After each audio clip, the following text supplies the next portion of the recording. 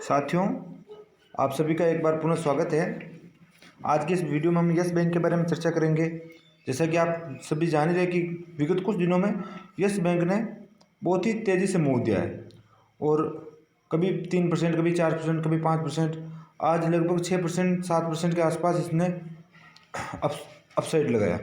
तो आज हम चर्चा करेंगे क्या ये हमें यस बैंक को होल्ड करना चाहिए, या अगर हमने बाय नहीं किया तो क्या हमें फ्रेश एंट्री लेनी चाहिए। क्या हम जब ये यस बैंक बिल्कुल 8 रुपये, 10 रुपये या 14 रुपये के आसपास था, तो क्या हमने उस समय इसको बाय नहीं किया तो क्या हमें वापस उस लेवल पर जा सकता है? कहने का मतलब क्या यस बैंक गिर सकता है? तो साथियों, सबसे पहली बात, आप सभी को पता है कि इसमें जो एक फ्रॉड हुआ था पिछले कुछ वर्षों पहले, उसके बाद यस बैंक बहुत बुरी तरह से पिटा और इसने कई लोगों के पैसे को बर्बाद कर दिया। आज सोच, इसका देखो आप, अगर हम 400 रुपये हुआ करता था कभी यस बैंक कभी 400 रुपये के आसपास हुआ करता था, और आज हम इसको देखते हैं तो ये लगभग आज भी 24 रुपये का है। अगर हम प्रतिशत के हिसाब से देखें तो पिछले 2-3 वर्षों में इसने आज एक रेंज का ब्रेकआउट मंथली चार्ट पर भी दे दिया है। जिस प्रकार हम देखते हैं कि पिछले कई वर्षों से, ये 2-3 वर्षों से इस रेंज में घूम रहा था। इस चार्ट को मैं थोड़ा बड़ा कर देता हूं ताकि आपको समझ में आ जाएगा। देखिए, अब इस चार्ट को इस प्रकार से हम देखते हैं तो आपको लगेगा कि जो एक रेंज बनी हुई थी, ये 12 से 17 के बीच में 2 वर्षों से लगभग हम देखें कि मूवमेंट रही है। तो क्या अब इस प्राइस पे हमें यस बैंक को लेना चाहिए? तो साथियों, मंथली चार्ट पर देखें तो बहुत ही शानदार ब्रेकआउट हुआ। अगर हम इसका वीकली भी देखते हैं, वीकली में भी आप देखिए कि इसने एक रेजिस्टेंस को, जब से इसने 18 के ऊपर इसने क्लोजिंग दी है, 18 के ऊपर की जो क्लोजिंग हुई, उसके बाद ये 18 के ऊपर क्लोजिंग देने के बाद इसने न्यू हाई लगा दिए हैं। तो क्या ये हाई सस्टेन होता है? और देखिए, अभी 2-3 सप्ताह में देखिए तेजी, देखिए कहाँ 18 था और कहाँ मतलब कि आज 24 रुपये का भाव हो गया। अब किसी ने अगर इसको 12 रुपये में लिया तो उसको तो 100% मुनाफा हो गया है, उसकी पूंजी दोगुनी हो चुकी है। क्या हमें फ्रेश एंट्री करनी चाहिए? तो साथियों, जब तक ये 18 के लेवल को होल्ड करता है, हम अगर चाहें तो 18 का स्टॉप लॉस लेकर हम इसको फ्रेश खरीदारी कर सकते हैं। मगर मेरा एक आप सभी से कहना है कि हमें किसी भी तरह से मतलब कि चेज़ नहीं करना है, भागते हुए प्राइस को हमें कभी चेज़ नहीं करना है। एक बार इसको वापस नीचे आने दीजिए, थोड़ा अगर ये कंसोलिडेशन करें, और एक सेकंड मैं आपको बताता हूँ। जैसे कि आप सबको दिख रहा होगा, मैं आपको एक हॉरिजॉन्टल लाइन खींच के बताता हूँ। 18, जब तक ये 18 के ऊपर है, हमें इसको कोशिश करनी चाहिए कि अगर 18 के आसपास हमें कभी अगर मिल जाता है तो हमें इसको बाय करने की तरफ हमें सोचना चाहिए। हो सकता है ये एक डिप लेवे, नीचे आए, फिर वापस जाए, या ना आए, तो आप इसको सिप मोड पर ले लीजिए।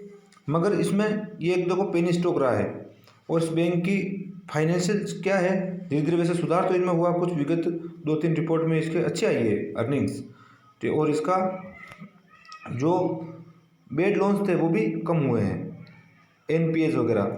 अब ये प्राइस कन्वर्स किया, आपको एंट्री के 2-3 मौके, प्राइस अगर आपको चार्ट रीडिंग आती है तो आप यहाँ एंट्री ले सकते थे, आप यहाँ एंट्री ले सकते थे। ये मूविंग एवरेज की कन्वर्जेंस है, तो इसके बारे में आपको और भी वीडियो कभी बताऊंगा। तो अब मेरा ये मानना है कि एक बार ये जो ब्रेकआउट हुआ है, अब इसको हम वीकली चार्ट पर देखते हैं। एक बार वीकली पर भी देखिए, आप ब्रेकआउट है तो आप एक बार 18 का स्टॉप लॉस लेकर अभी भी फ्रेश एंट्री ले सकते हैं। लेकिन आपको पता है कि 18 से 24 जाना मतलब कि आप मान के 25% अप है ये, ठीक है।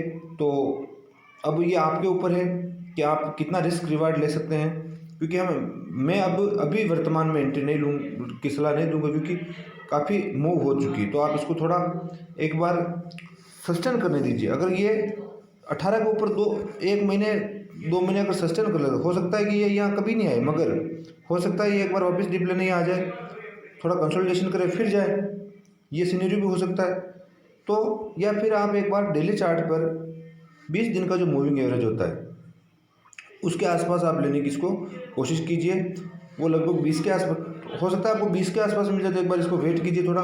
और इस बैंक में आपको ज़्यादा पैसा नहीं लगाना है, आप इतना ही पैसा लगा दीजिए जो आपके पॉकेट मनी है, कहने का मतलब जिनको अगर आप खो भी दो तो आपको कोई समस्या नहीं आए। बाकी एक ज़माने में येस बैंक निफ्टी का भाग था और इसमें कई इन्वेस्टर्स, बड़े बड़े इन्वेस्टर्स ने इसको में इन्वेस्ट किया। देखो आप 2006 इसका जितना देखो मंथली चार्ट आपको 2006 नज़र आ रहा होगा, एक सेकंड आप देखिए, मैं आपको बताता हूँ।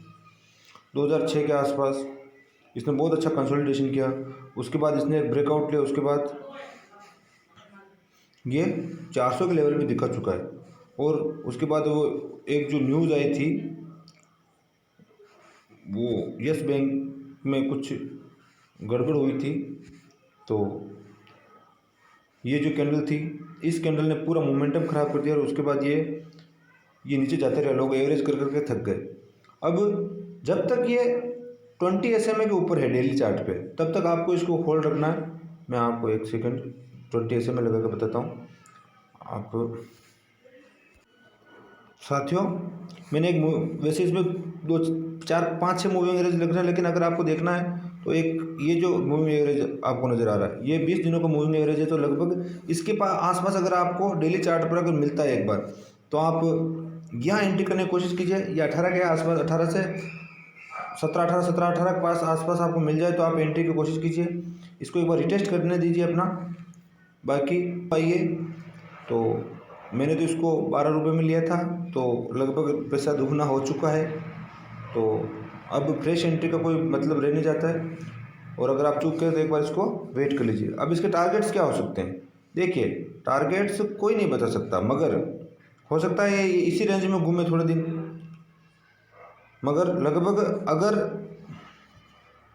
अगर इसका बड़ा टारगेट हम देखें तो यहाँ इस आसपास जाकर ये लगभग ये पिछला जो इसका है यहाँ लगभग 50 रुपये तक जाने की जा सकता है। मगर ये आपका रिस्क रिवार्ड आपको कितना फेवर करता है, आप कितने रिस्क ले सकते हैं, तो आप एक बार अपने फाइनेंशियल एडवाइज़र से ज़रूर पूछ लेवें, क्योंकि ये पेनी स्टॉक है, आप सभी जानते हैं।